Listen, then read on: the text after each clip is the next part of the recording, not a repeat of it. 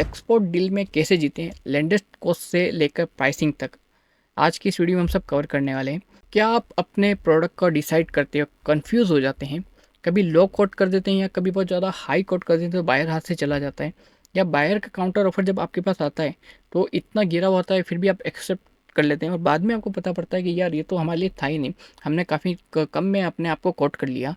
तो ये वीडियो आज आपके लिए गेम चेंजर हो सकता है। आज हम बात करने वाले एक्सपोर्ट डील में कैसे जीतें, जिसमें हम बात करेंगे लैंडेड कॉस्ट से लेकर प्राइसिंग तक सारे पहलुओं के बारे में। Hello and welcome expert warrior, मेरा नाम है इरफान, मैं एक मर्चेंट एक्सपर्टर हूँ। मेरा मिशन है देश को आने वाले 5 सालों में नए 5,000 एक्सपोर्टर्स को देना, ताकि हम और इंडियन इकोनॉमी को बूस्ट कर सकें। और इसी कड़ी में जो इस वीडियो को आज हम बनाने वाले इसमें हम बात करेंगे कैसे आप करेक्ट प्राइसिंग स्ट्रेटजी चूज़ करते हैं, लैंडेड कॉस्ट कैलकुलेशन के क्या फॉर्मूले होंगे, नेगोशिएशन में आप कॉन्फिडेंट कैसे दिखेंगे और बिना प्रॉफिट कोई डील आप फाइनलाइज नहीं करेंगे, इन सब टॉपिक के बारे में। तो वीडियो आपको एंड तक देखना है, एंड तक बने रहना है। और हम सबसे पहले बात करते हैं राइट एक्सपोर्ट प्राइस के बारे में कि क्या ये क्या एक्सपोर्ट के लिए प्राइस जिसको हम राइट कर सकते हैं कि ये राइट एक्सपोर्ट प्राइस है। तो सबसे पहले आपको समझना होगा कि सिर्फ प्राइसिंग ही प्रॉफिट नहीं बनाता, कि सिर्फ आप प्राइस को एडजस्ट करके हमेशा प्रॉफिट नहीं बना सकते। प्रॉफिट बनाने की और भी मेथड होते हैं। एक डील के अंदर प्रॉफिट सिर्फ प्राइसिंग या सेल के ऊपर डिसाइड नहीं होता, बहुत सारे ऐसे फैक्टर होते हैं जो आपके प्रॉफिट को हाई कर सकते हैं और आपकी प्राइस नेगोशिएशन में हेल्प कर सकते हैं। ठीक है, तो वन बाय वन सबसे पहले आपको समझना होगा कि आपका कॉस्ट का स्ट्रक्चर क्या है। जब भी आप प्रॉफिट या प्राइसिंग कैलकुलेट करते हैं तो आपको आपकी कॉस्ट स्ट्रक्चर को देखना होता है। कॉस्ट स्ट्रक्चर में डायरेक्ट आते हैं रॉ का मटेरियल परचेसिंग, इसके साथ जितने भी इनडायरेक्ट एक्सपेंसेस जो बायर तक माल पहुंचाने में आपको पे करने पड़ेंगे उन सबको भी आपको कॉस्ट में एड ऑन करना होगा। जैसे फ्रेट हो गया, इंश्योरेंस हो गया, शिपिंग हो गई, लेबलिंग हो गई, कस्टमाइजेशन हो गया, पैकिंग हो गई, वेयर हाउसिंग हो गया, इन सब को भी आपको अपनी कॉस्ट में जोड़ना पड़ेगा। तब जब आपको अपना एक फाइनल कॉस्ट पता पड़ेगा तो आप जाकर एक राइट प्राइस एक्सपोर्ट मार्केट में दे पाएंगे।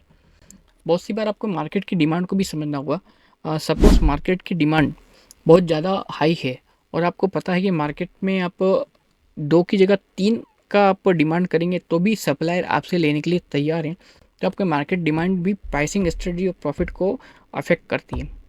नेक्स्ट आता है कंपटीशन। बहुत सी बार आप जिस मार्केट में काम करने जा रहे हैं वहाँ ऑलरेडी काफ़ी कंपटीशन भरा हुआ है, तो आप ये नहीं सोच सकते कि मैं बहुत ज़्यादा हाई प्रॉफिट मार्जिन रख के या अपनी अलग ही यूएसपी बता के बहुत ज़्यादा मैं सेल कर दूंगा।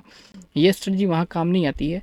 आपको देखना पड़ेगा कि मार्केट में पर्टिकुलर रेंज पे क्या रेट पूरे मार्केट में ऑफर किया जा रहा है। नेक्स्ट आपको रेगुलेशंस देखने होंगे एक्सपोर्ट के अंदर कि आगे वाली कंट्री में पर्टिकुलर प्रोडक्ट पे क्या रेगुलेशन है, उनकी इम्पोर्ट ड्यूटी कितनी है, और जो नॉन मॉनेटरी टैरिफ्स होते हैं, जो ट्रेड बैरियर्स जिनको बोलते हैं, उसका इम्पैक्ट क्या है पर्टिकुलर प्रोडक्ट पे और पर्टिकुलर प्रोडक्ट पे क्या प्राइसिंग पे इफेक्ट आता है। इन सब चीज़ों को भी आपको एक राइट प्राइसिंग स्ट्रेटजी में देखना चाहिए।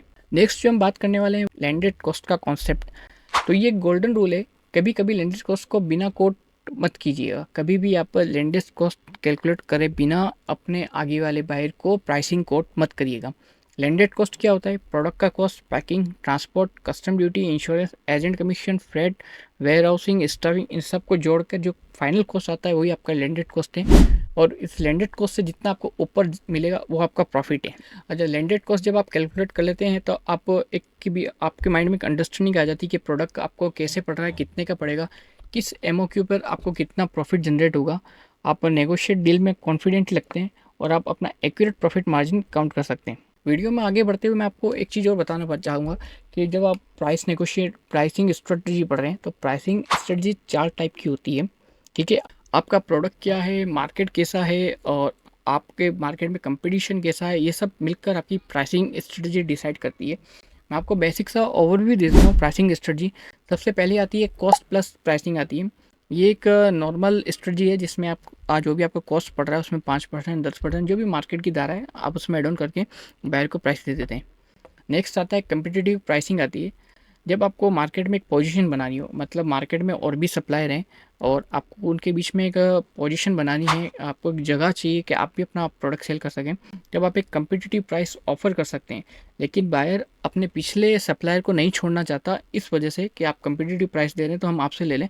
बायर को कुछ और वैल्यू आपसे चाहिए कि तभी वो आपसे जुड़ेगा। ठीक है, नेक्स्ट इसके बाद ये पेनिट्रेशन प्राइसिंग। न्यू मार्केट में एंट्री करने के लिए सबसे बेस्ट प्राइसिंग स्ट्रेटजी है कि जब मार्केट फुल ओवरलेड हुआ होता है और आपको मार्केट में अपनी पोजीशन बनानी होती है, तब आप अपने प्रोडक्ट को बिल्कुल लो वैल्यू में ऑफर करते हैं मार्केट को, तो इसको बोलते हैं पेनिट्रेशन प्राइसिंग। और नेक्स्ट आती है प्रीमियम प्राइसिंग। इसमें होता है ऐसा कि आप देखते हैं कि मार्केट में कंपटीशन कम है या डिमांड ज़्यादा है, तब आप प्रीमियम प्राइसिंग भी चार्ज कर सकते हैं अपने कस्टमर्स और अपने बायर को। तो इस टाइप से आप अपनी प्राइसिंग स्ट्रेटजी एक प्रोडक्ट के लिए डिसाइड करते हैं, और प्राइसिंग स्ट्रेटजी डिसाइड करते हुए आपको landed cost, pricing strategy, market किस ओर जा रहा है, मार्केट में डिमांड क्या है, इन सब फैक्टर को भी अपने माइंड में रखना पड़ेगा।